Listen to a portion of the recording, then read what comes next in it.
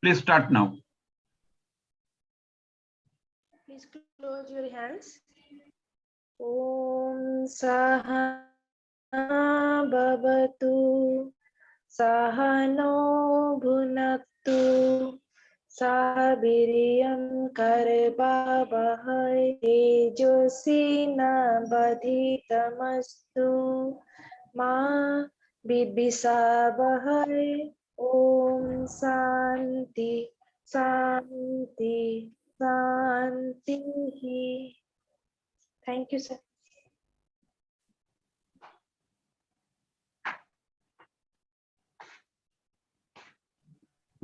Okay. So I am requesting all of you, please you update Google Classroom. Okay. And I think Sudhir, Rekharani,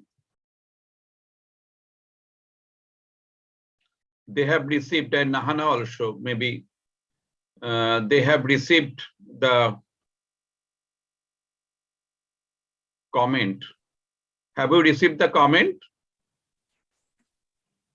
Yes, sir. Yes, sir. I have received. Okay. So please you update yourself so Yes, that sir. that Sure. will be clear. Yes, sir. Sure. Okay. So now I am requesting Anusri. Yes, sir. So what are the things to be discussed today? We have to discuss about the different scales, clinical scales, and their scoring systems and the norms. Okay. So who will start, Rose or you?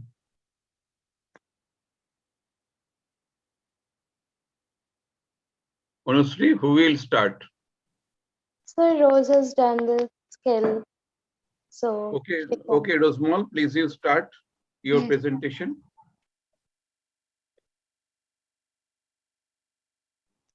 So actually it is in a Word format. We haven't done the PPT. No problem. You just share and you present. Okay.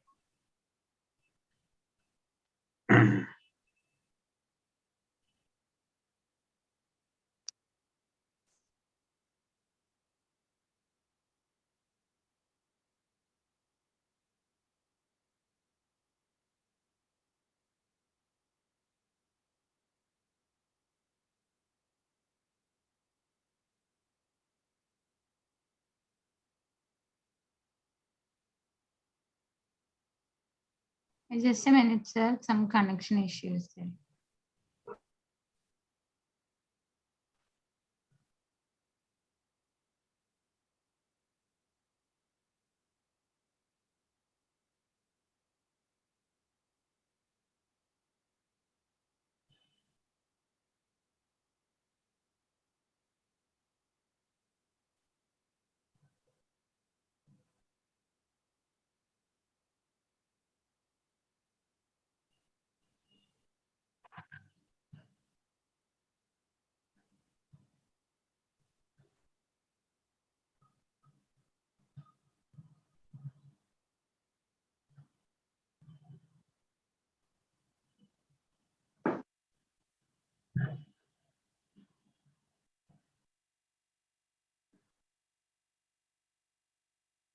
Sir, is it visible now?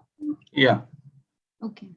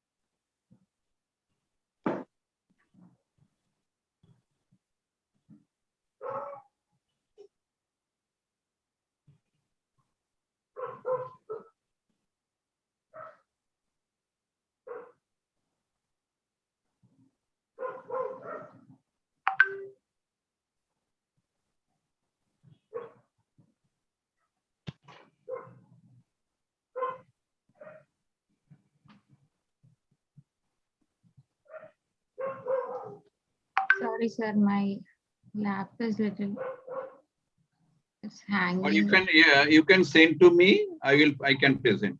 Okay, sir. No problem. I can send. I can present. At that time, we will just tell. Sir, it is there in the Google Drive. You can find out. Oh, Shiv, I think that is better. If it is in the Google Drive, then the Yes, sir.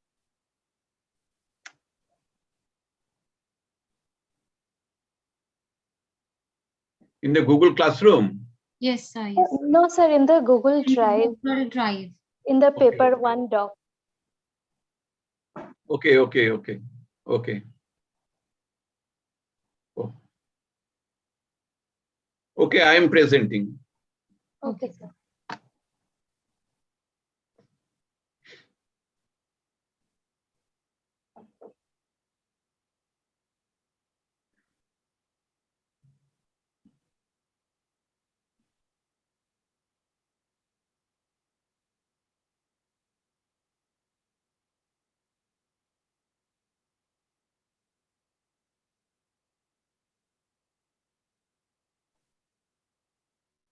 Is it visible now? Yes, sir. Yes, sir. Yes, it is. Yeah. Okay. So you just tell me.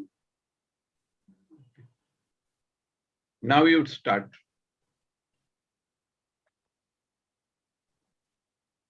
Okay. So we are going to see some of the diagnostic tools in clinical. So the first scale I would be presenting you is the Yale Brown Obsessive Compulsive Scale. So the importance of knowing about the scales is that you just want an idea about the psychological test construction for diagnosis, treatment, and prevention of mental, emotional, and behavior disorders. So that is why we are presenting it. And about Yale Brown Obsessive Compulsive Scale, it is a rating scale which is designed to rate severity and type of symptoms in patients. Sir, little slow, sir. Okay. Sorry. Okay. In patients with obsessive compulsive disorder, OCD. So there are mainly 10 items in the scale, and generally these items depend upon the patient's report. So however, the final rating is based on clinical judgment of the interviewer. This rating scale is intended to use as a semi-structured interview.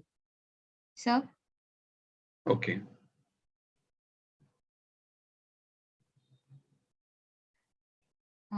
little up, sir. I can't see. Going. Little more. Scoring. Okay. Yeah. So we would like to present you the items, but as you can see, some of the files are paid. We couldn't take some of the norms as well as items from it. So we are just presenting you the scoring. So about the Y-box scale, there are 4-point scale from 0 to 4. That means no symptoms to extreme symptoms. Then the sum of the first 5 items is the severity of index for obsessions. And then the sum of the last 5, an index for compulsions. Total Y-box score range from 0 to 40, with higher score indicating greater severity of OCD symptoms. And the scores on obsession and compulsion subscales range from 0 to 20, but only... Rose, one thing. Whether the audience has idea about the obsessive compulsive disorder, just to discuss. If they have no idea, they cannot understand. Okay, sir. So let me ask the audience first about obsessive compulsive disorder. Whether they have any idea, just to ask you make the question. Anyone can respond, please. Yes, I know about OCD. Can you give a brief something from your knowledge? So OCD is basically obsessive compulsive disorder. It means that a person would be having obsessive thoughts and they would be having compulsive behavior. Suppose in case we see a lot of people who wish to keep washing their hands, or they work on a certain tiles which are on the road. That is one of the example of obsessive compulsive disorders, which indicate that person has a thoughts about doing the same task again and again, and those thoughts lead to compulsions like behaving in certain manner, like doing the same task again is the compulsion to that. Okay, thank you. Yeah, right. So it's about excessive thoughts and that lead to repetitive behaviors, that is compulsions. And when we move to the scoring part, we can see people who have a total YBOX score when we administer the clinical test. The scoring is like under 7 are likely to be subclinical. 18 to 15 are likely to have a mild case of OCD. 16 to 23 are likely to have a moderate case. 24 to 31 is likely to have a severe case of OCD. 32 to 40 are likely to have an extreme case of OCD. So that is how the scoring comes. And we have the reliability of the test. That is, inter-rater reliability is excellent. Test rater's reliability is over an average of interval of 48.5. So that means it is lower than the desirable. But the YBOX scale is having good convergent validity, and divergent validity is compared to poor. So mostly in most of the clinical settings, YBOX scale is really administered because it is seen as a common kind of test used. And sir, can you move down a little bit down? Okay. Okay. And about the validity, the scale is validated and it is having internal consistency and high inter-rater reliability. And about the norm part, we were searching on it, but the files are paid, so I cannot find it. So let me continue with the uses.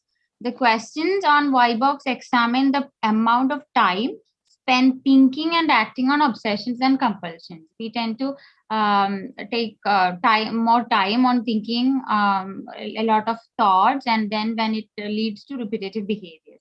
And how much impairment of distress is caused and how much resistance and control of the participant has over their thoughts of behavior. So it is based upon the participant, how much control they have over their actions. Sir? Next, limitations. Yeah.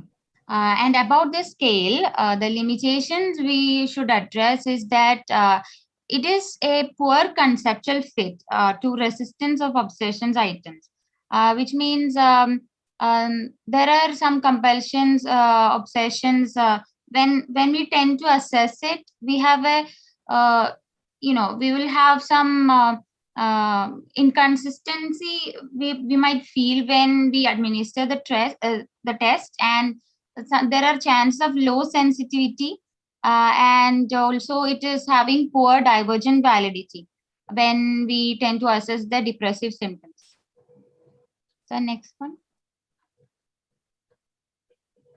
The next scale is a Young Mania rating scale, Ymrs, and it is mostly used in clinics, and it is mainly used to assess manic symptoms. And anyone who can say something about manic symptoms, you can express your views.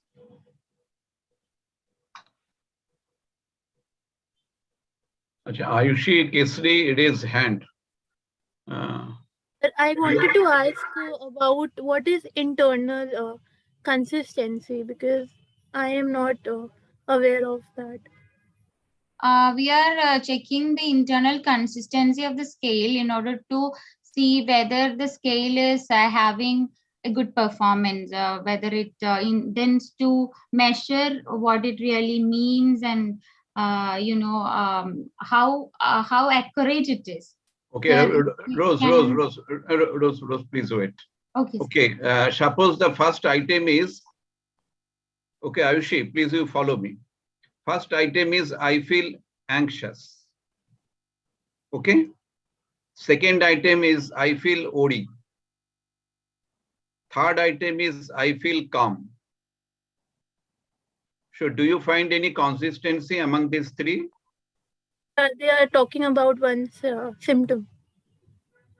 These three are measuring what? They're measuring a symptom. Not symptom. Again, I feel anxious. I feel worry. I feel calm. I feel tense. So what these four items, they are measuring what? They are measuring anxiety. Very good. So how do you say? Because all the items are measuring anxiety. So this is called internal consistency. Okay. Is it clear now? Sir, it is clear now. Very good. Okay. Now, that means the items which are measuring obsessions. Obsessions, that is the related to the thought disorder. And the compulsion, that is basically our psychomotor coordination disorder. So that is the obsession, it is a thought disorder. So all the items measuring obsession, they are internally consistent. Similarly, items related to the compulsion, they will be the internally consistent. So that is the basic assumption of the internally consistent. Okay. I have another question. Can you move the screen upward? I had a question. There Which was question? there was a term I cannot write it down, so I had a question about it. What is that? Can you move the screen up? Up, above. Yes, sir. Yes, sir.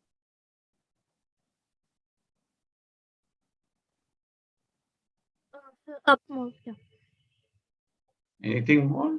Yes, sir. This inter-rater reliability, is it same as the consistency? No. Inter-rater reliability, that means there will be maybe the 5 raters are there. And you are presenting one item. Maybe the item is like that, I feel anxious. Another item is I feel calm. Okay. Now I am presenting 5-point scale to the 5 raters. That is, to what extent the item is measuring anxiety. And if you think least extent, then that will be 1. And if it is maximum extent, it will be 4 or 5. Okay. And you have the 5 raters. So the 5 raters will rate it. So we have to find out whether these 5 raters, are they consistent in their response or not. So that is called the inter-rater reliability. Okay. Is it clear or any question? We can say inter-rater agreement also, or inter-rater reliability like that. Is it clear now? Hello. Yes, sir. It is clear now. Yes, sir. Very good. So Rose, please you. Down. Yeah. Yeah. The Young Mania rating scale. Yes. So if anyone can say briefly about Mania, it would be fine. Can I? Yeah, sure. So usually mania is associated with manic symptoms, which are characterized by elevated or exaggerated behavior, and it may include episodes of intense irritability and impulsivity in this individual. Even aggressive symptoms can be involved in this episode. Yeah. Thank you. Okay, that's good. So Mania rating scale is to find out the extreme elevated moods, and now we will see what Mania rating scale is about. So frequently this scale is used and it has 11 items.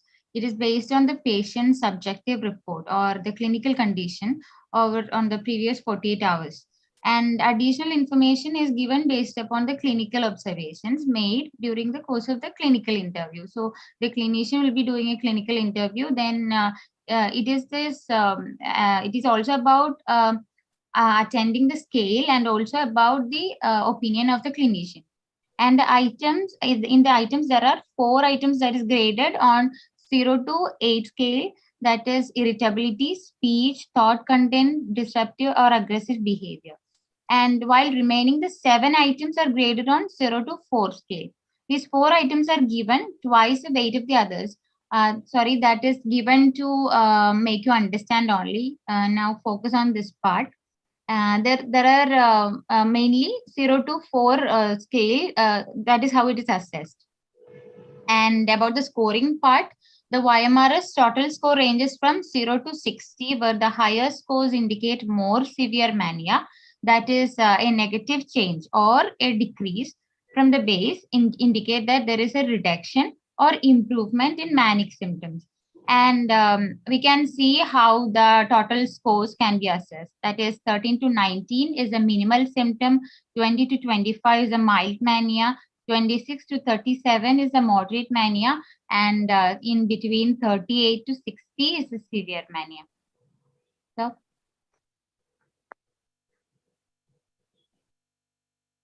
and it's about the reliability of the test. Ymrs is reported to high in the rater reliability for total scores and individual item scores.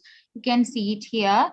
And it is also found that it have a good internal reliability, and alpha coefficient ranges from 0.8 to 0.91.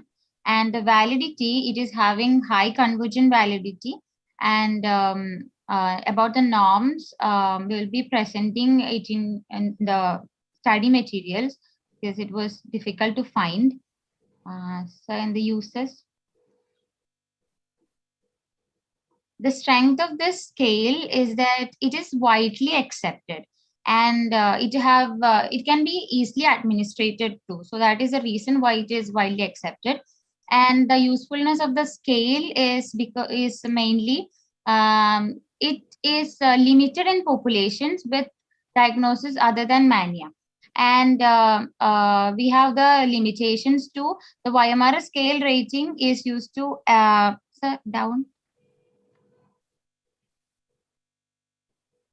is a self-report scale, and therefore the scores on the scale may alter according to the severity of the symptoms and level of psychological disturbance. We cannot say that it is always consistent. Like when we tend to assess the symptoms of a person, it changes accordingly. The scores changes according to the severity of the symptoms. The next one. Now we'll see the adult ADHD self-report scale. Anyone can comment on ADHD?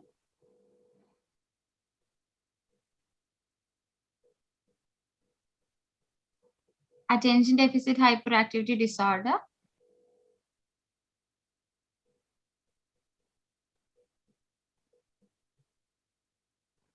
Ayushi, did you raise the hand? I was speaking about ADHD. Okay, sure. So ADHD is basically a disorder that occurs in children, and it has the children with ADHD have attention issues, and they're very hyperactive, and they have impulsiveness. So these are the prominent symptoms that can be found in a child with ADHD. Yeah, thank you. So about ADHD, we will see more impulsive. They will be more impulsive, and they might experience poor management, time management skills as well. And they would be having a poor. Sometimes they experience poor planning too, and also they might be troubling to do some activities. And this scale, adult ADHD self-report scale, is mainly used to assess this. It is an 18-item self-report questionnaire, and it is designed to assess ADHD symptoms in adults, that is above 18. And these have two parts mainly. Part A consists 6 items, and these are more predictive of ADHD, and it is mainly used as a screening instrument. Part B contains 12 additional questions based on DSM criteria, and for clients with ADHD, they require 4 or more responses at specific severity levels in Part A. So that is how the assessment goes. The next one.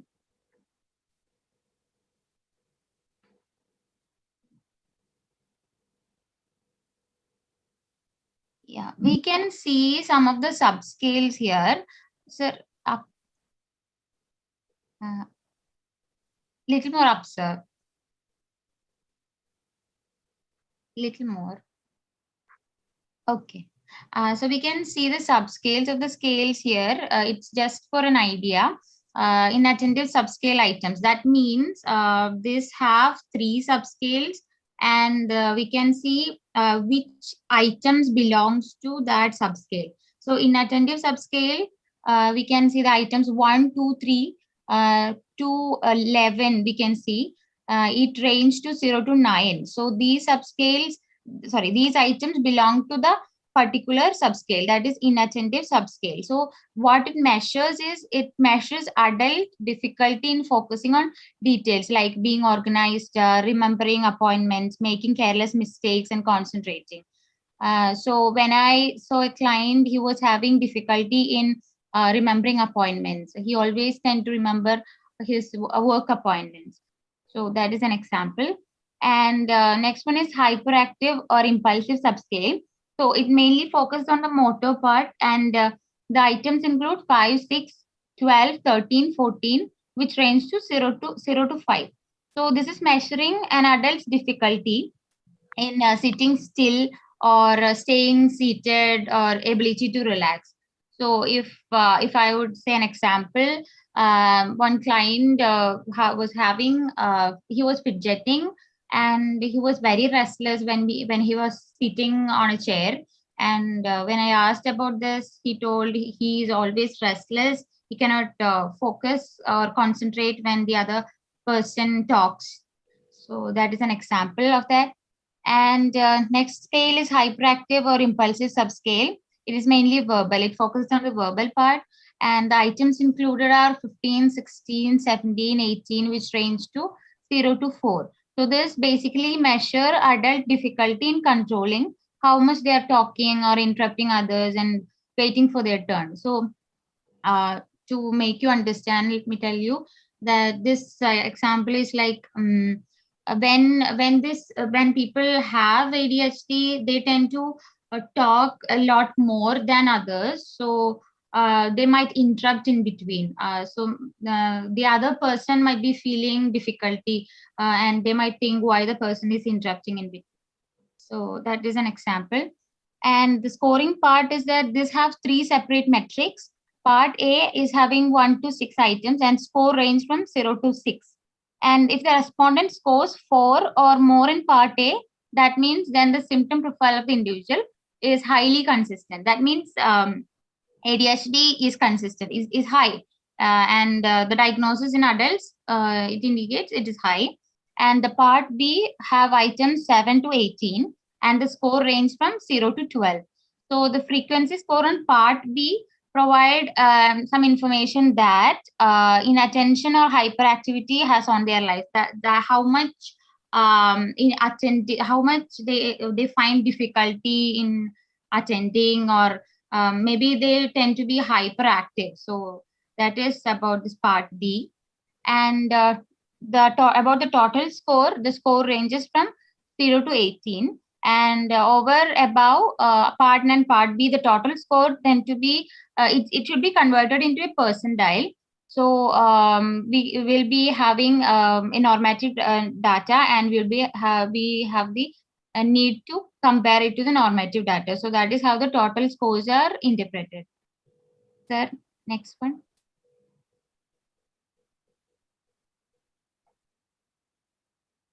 And about the reliability, it is having high internal consistency, that is 0.84, and validity, concurrent validity with a clinician administered ADHD rating scale. And the uses are mainly, it is mainly useful in finding the ADHD clients, because we can easily assess their issues. So that is its main use. And the limitations include, it is only applicable for adults with those who are diagnosed or undiagnosed with ADHD. So some of the symptoms of ADHD do contain, they overlap with other mental disorders that are not tested. That means some of the mental disorders do overlap with it. So we might get confused. So that is the one limitation of the scale. The next one. So you will present only the 4, huh? Okay, sir.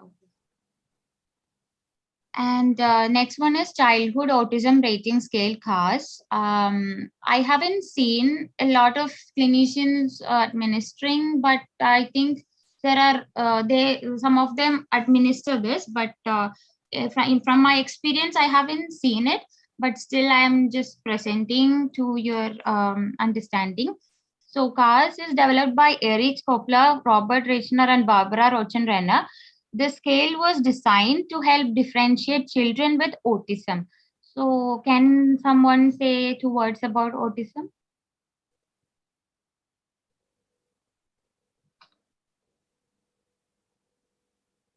Anyone?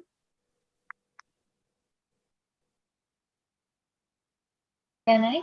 Yeah, sure. So autism is a neurodevelopmental disorder where these children have issues with social interactions as well as intellectual delays or developmental delays as well.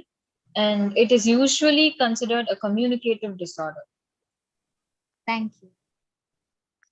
Yeah, so Ms. Anandita have told about autism. So it is mainly impacts on the nervous system, like cognitive, emotional, social, and physical health of individuals. So now this scale is mainly used to assess childhood autism, and there are mainly the scale was designed to help differentiate children with autism from those with other developmental delays like intellectual disability. And this measure consists of 15 items in structured interview, and with each item scored according to 7 levels of severity. So it is having basically 7 levels of severity. And the scale was designed for use with children older than 2 years. And this scale require training to administer. And it takes about 20 to 30 minutes to complete. And the reliability of the scale is inter-rater reliability range from 0.43 to 0.77, and validity is satisfactory level of validity. The next one.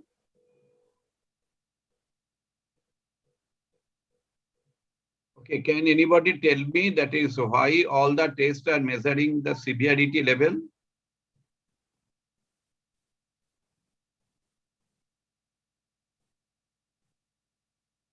Hello?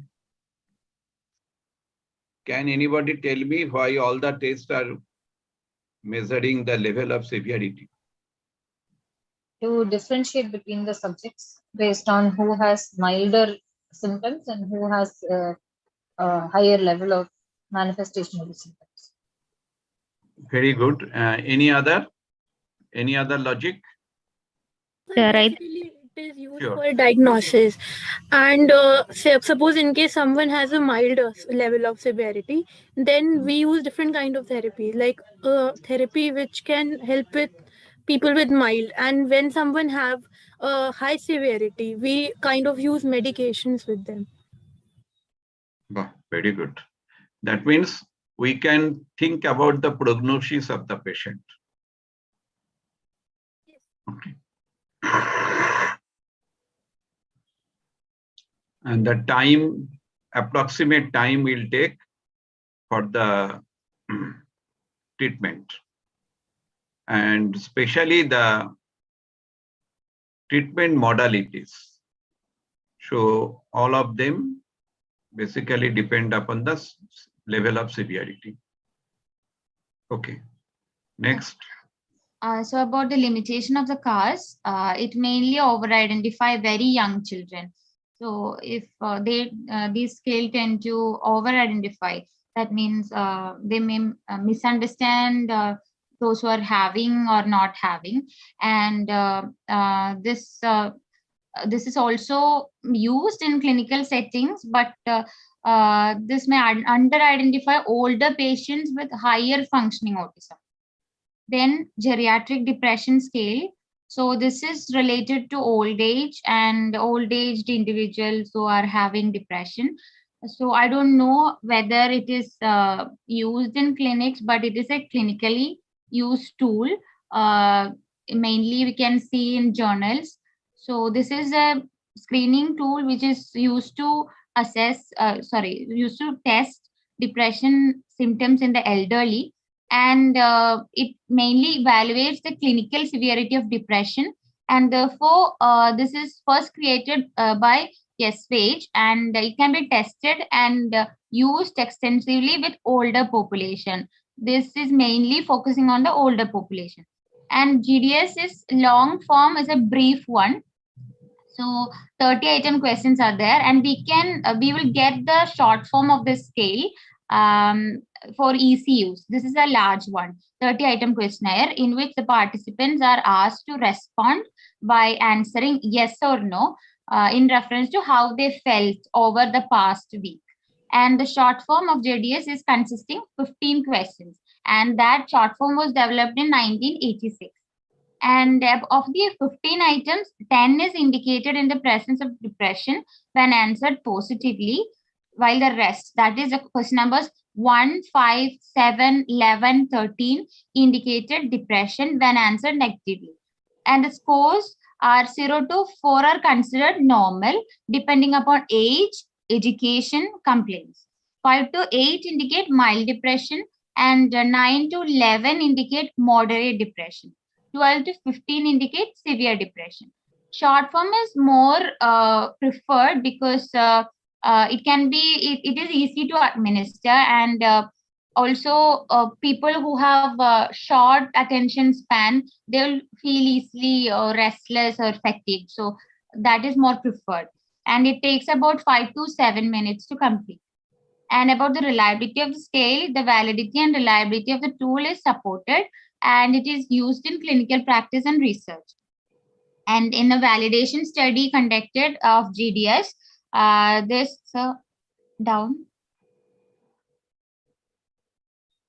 this scale is having a validity, and it have a correlation with non-depressed adults. And the uses of the GDS is that it is not a substitute for diagnostic interview by mental health professionals. Mainly, this scale is used to assess, but as the final word, the opinion of the clinician is must, and it is used as a useful screening tool in a clinical setting. And it mainly it should be administered with the permission of the clinician. And about the major and important limitation of this test is that it does not assess suicidality. So it is a notable thing. And so next part is for Anusri.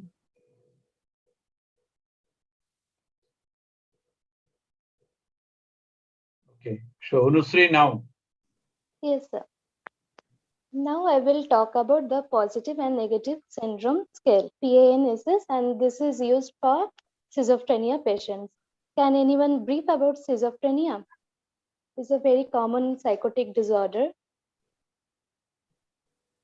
So patient with schizophrenia have basically 3 types of symptoms. First is the hallucination, second is the delusion, and either they will be having a depressed state or any other state which affects their emotions. So these are the common symptoms. Yes.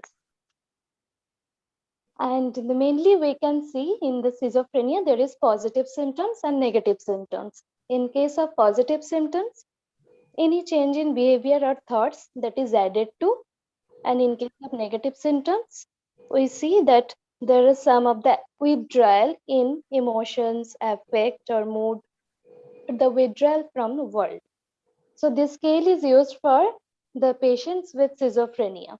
It was published in 1987 by Stanley K., Lewis Opler, and Abraham Weisbein. The items.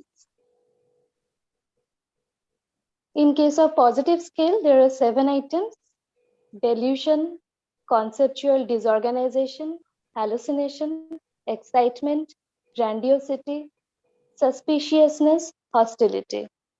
Any idea about the delusion? Ayushi, what is the difference between delusion and hallucination? So delusion is basically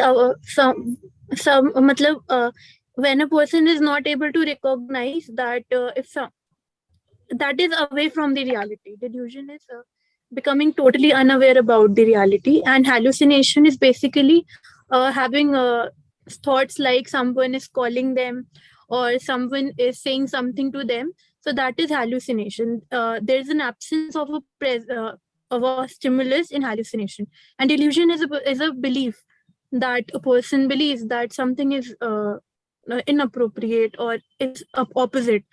So basically, it's a false belief. So hallucination basically the perceptual disorder. Yes. And delusion is the thought disorder. Okay. Now next. Yes, sir. The negative, in case of negative scales, there are 7 items also: blunted affect, emotional withdrawal, poor rapport, passive or apathetic social withdrawal, difficulty in abstract thinking, lack of spontaneity and flow of conversation, and stereotyped thinking. In case of general psychopathology scale, there are 16 items: somatic concern, anxiety, guilt feelings, tension, mannerism and posturing, depression, motor retardation, uncooperativeness, unusual thought content, disorientation, poor attention, lack of judgment and insight, disturbance of volition,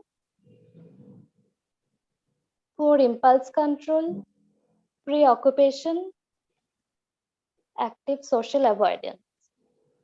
So there are 30 items total. Now come to the scoring portion. Data gathered from this assessment procedure are applied to the PANSS ratings. Each of the 30 items is accompanied by a scientific definition as well as detailed anchoring criteria for all 7 rating points. The 7 points represent increasing levels of psychopathology. That means the 1 represents absent, 2 represent minimal, 3 represent mild, 4 represent moderate, 5 represent moderate severe, 6 represent severe, 7 represent extreme.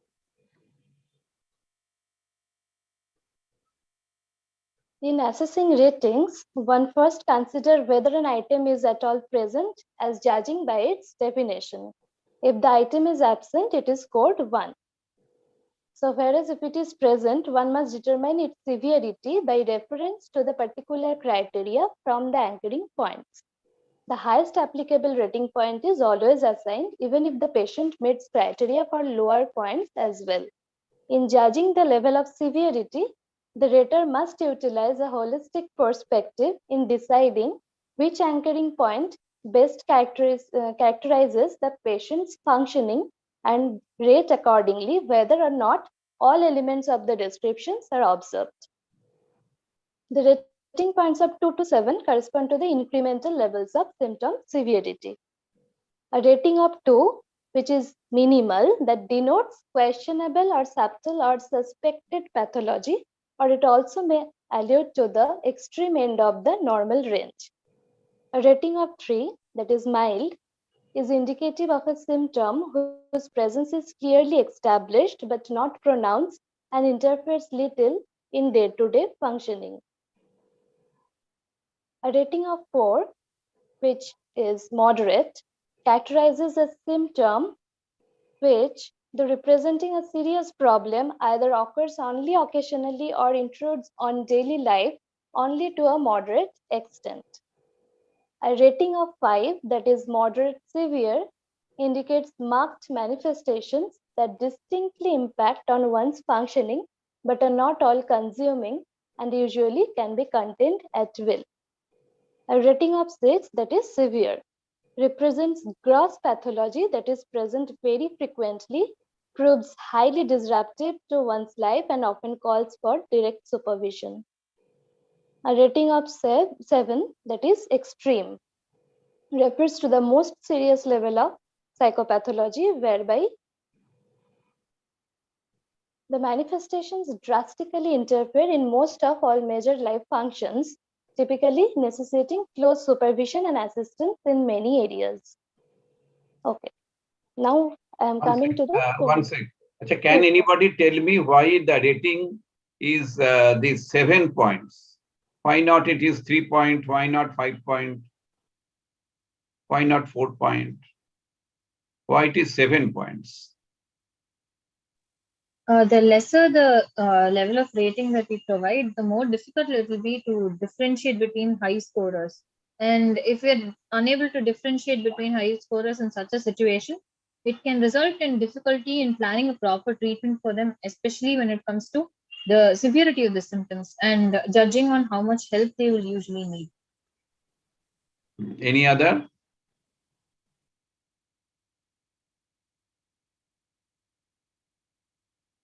Any other?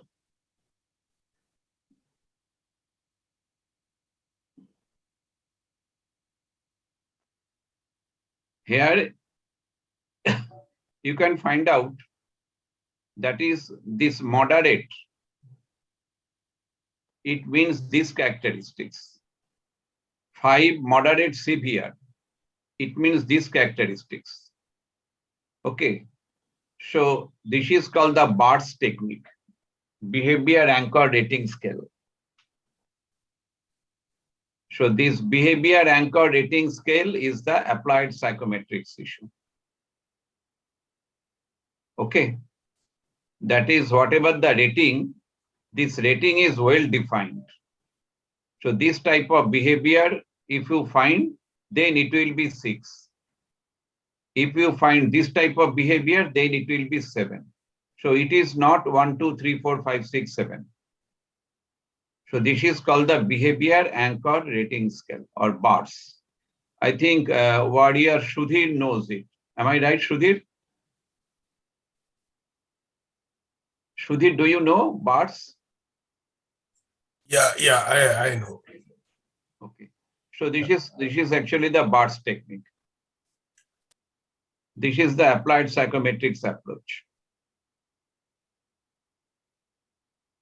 Okay, next the scoring instruction, please. Yes, sir. Next time come to the scoring instruction. Of the 30 items included in the PANSS, 7 constitute a positive scale, as you know, 7 a negative scale, and the remaining 16 a general psychopathology scale. The scores of these scales are arrived at by summation of ratings across component items. Therefore, the potential ranges are 7 to 49 for the positive and negative scales, and 16 to 112 for the general psychopathology scale. In addition to these measures, a composite scale is scored by subtracting the negative score from the positive score. This yields a bipolar index that ranges from -42 to +42, which is essentially a difference score reflecting the degree of predominance of one syndrome in relation to the other. Then there is the reliability. The PANSS shows good inter-rater reliability and test-retest reliability 0.92 and 0.75 respectively. You know about the inter-rater reliability, that is it is measured to know whether there is consistency in the scoring within the raters. And in case of the test reliability, you know that the test is taken twice to the same individuals to know whether there is the consistent result between the individuals. So this is 0.92 and 0.75. In case of validity, in comparison with MINI-6, this is the another scale. PANSS shows good sensitivity and specificity, which indicates good construct validity. Next, there is norms.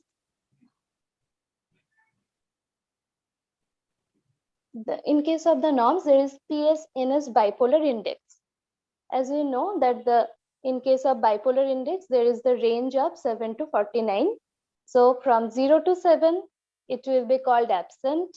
From 8 to 14, it will be called minimal. From 15 to 21, it will be called mild. From 22 to 28, it will be called moderate. 29 to 35, it will be moderate severe. 36 to 42, it will be severe. 43 to 49, it will be extreme. In case can of anybody tell me that is why the general psychopathology items are, or general psychopathology related domains are used here?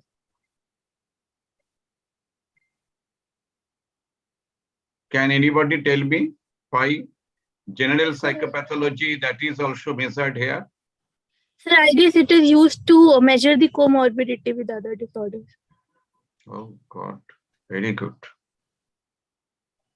Who tell me? Ayushi, Yes, sir. you have very good concept.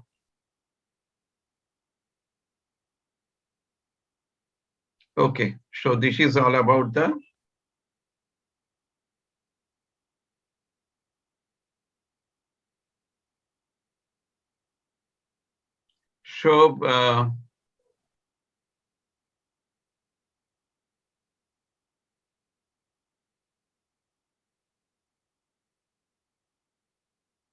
so in case of the clinical psychometry, what will be our first task? First task will be to study the DSM or the ICD. Any idea about the DSM? Diagnostic Statistical Manual. Okay, so we have to follow the recent edition of the DSM, Diagnostic Statistical Manual, that is provided by American Psychiatric Association, not the Psychological Association, American Psychiatric Association. And there is another category, that is ICD, International Classification of Diseases. So first we have to study the symptomatology. Okay, that is the number one. The second point is we have to construct the item in such a manner so that the person suffering from that particular disease, the item will be applicable for that particular type of patients. Okay.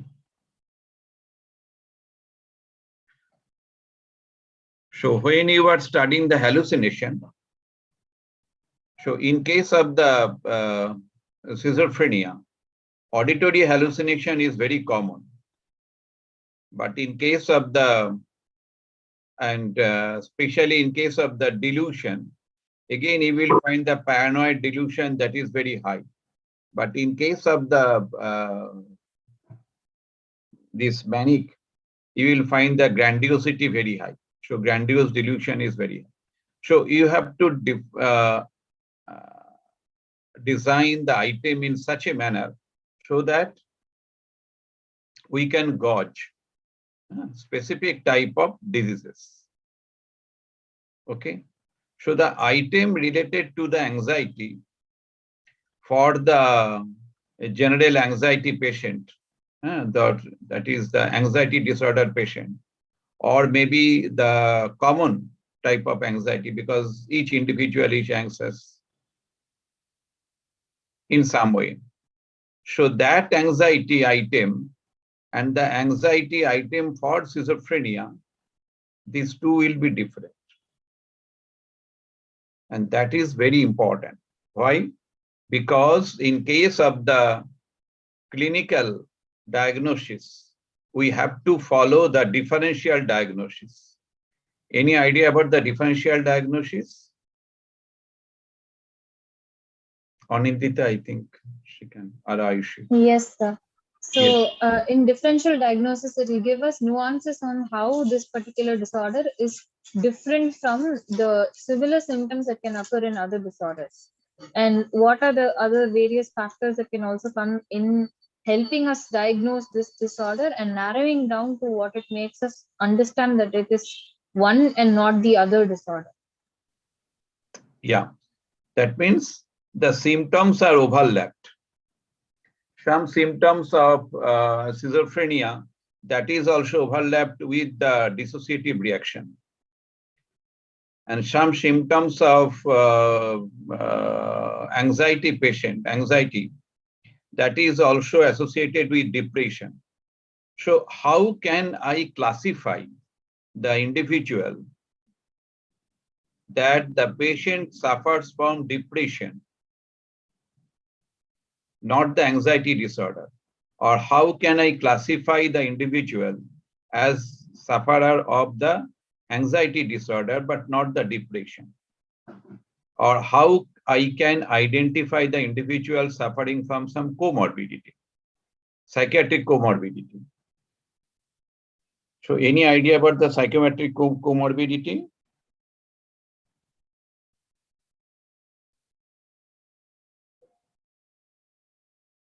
What is called the psychiatric comorbidity?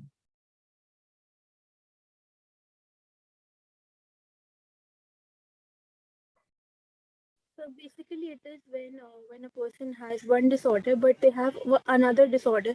They show symptom of another disorder as well. Suppose depression has a comorbidity with anxiety. So the person having depression would show symptoms of anxiety as well. Yeah, correct. Thank you, Ayushi. You have very good idea. Okay, that means psychiatric comorbidity is also very important, specifically to understand the symptom severity level also. Okay. So therefore, when you are interested to assess or to design the items specifically for diagnosis purpose, number one, or to assess the level of symptom severity, okay, then you have to consider not only the diagnostic category, but also you have to consider the rating scale. And it is always better if you follow the BARS technique. Okay, that is the behavior anchor rating scale. That means each rating will be well defined. So it is not that strongly agree to strongly disagree, just like attitude. It is not like that. Okay. Is it clear or any question?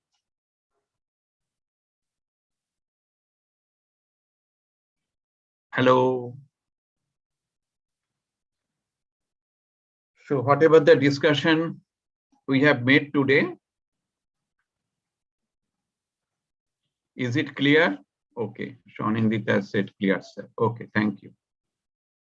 Thank you. Okay, so I am requesting all of you, please you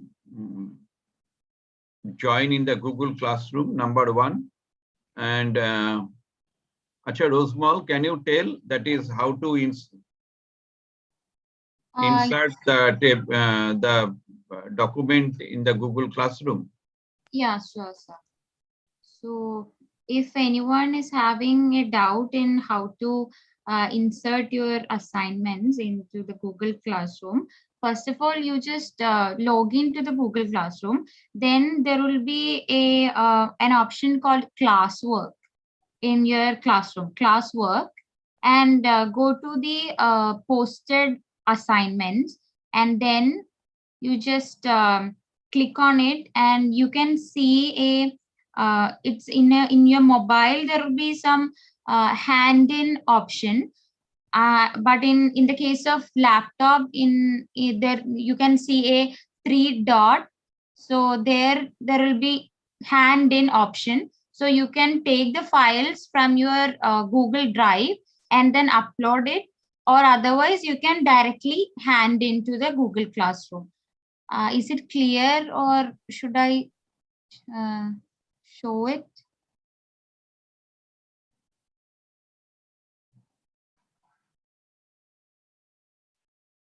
I think you can share. You can use the share screen. Okay, sir. My lap is hanged. Okay. Acha. Okay. Ayushi, can you show, Yes, ma'am, I can do that. or Anusri, or anyone? Okay. Ayushi is showing, right? Ayushi? Yes, sir, I can share.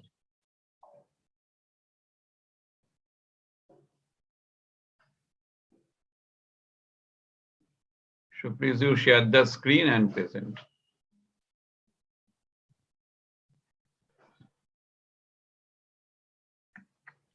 Okay, now by this time I am sharing, that is RPRIT is going to start one symposium on current researches in applied psychometrics. Okay, so if you are interested and your friends are interested, they can join. They can present their paper. Sir, is my screen visible? Yes. Yes, your screen is visible. This is the classwork, and we have to click on the assignment. Go to the assignment, view assignment, and then here we can submit our work. Like I've added it, then we can hand in.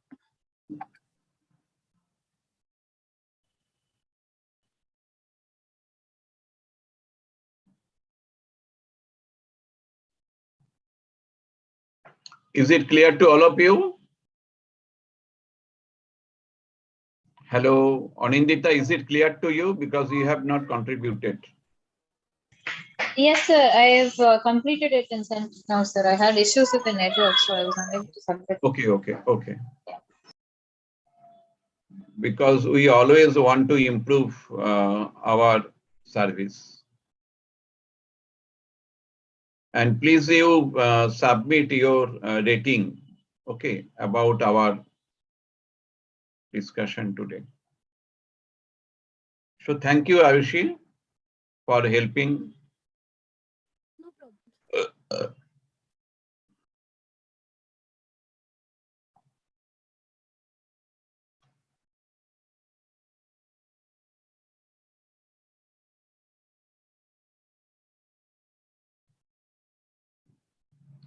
Okay, so may I close now? Or any question? If you have any question, you can ask me. Sir, can you take a brief session on reliability, validity, and norms? Because I'm facing a bit of confusion there. So it will be really For helpful. that reason, there will be.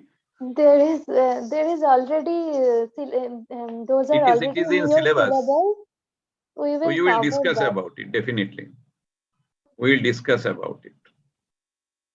That is already in your syllabus. We will discuss, okay? Okay, thank you.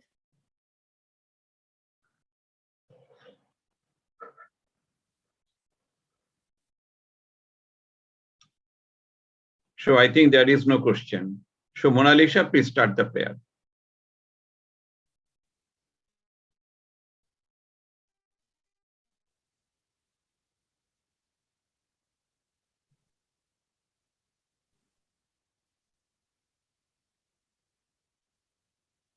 Again, I will assign some of the question in the Google Classroom, so please you answer.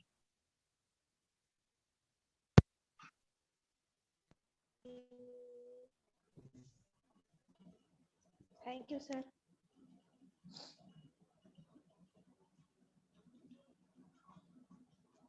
Okay, I'm requesting everybody to open the video.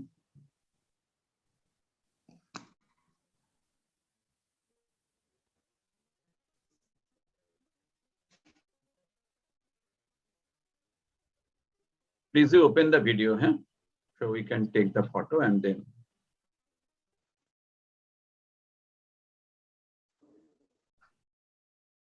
Hello, Mithu, is there any difficulty today?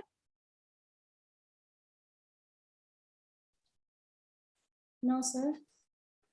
Okay. Mrs. Renu Bala, Roman. Okay, thank you, madam. So we can take one photo and then. Shonusri, have you taken photo? Okay, I have taken, thank you. So Mona Lisa, please start the prayer. Or I do not know whether you have completed or not. Please close your hands. Om Purnamada Purnamidam Purnat Purnamudachyate Tasya Purnamadaya Purnameva Vasishyate. Om Santi Santi Santi. Thank you, sir. Thank you.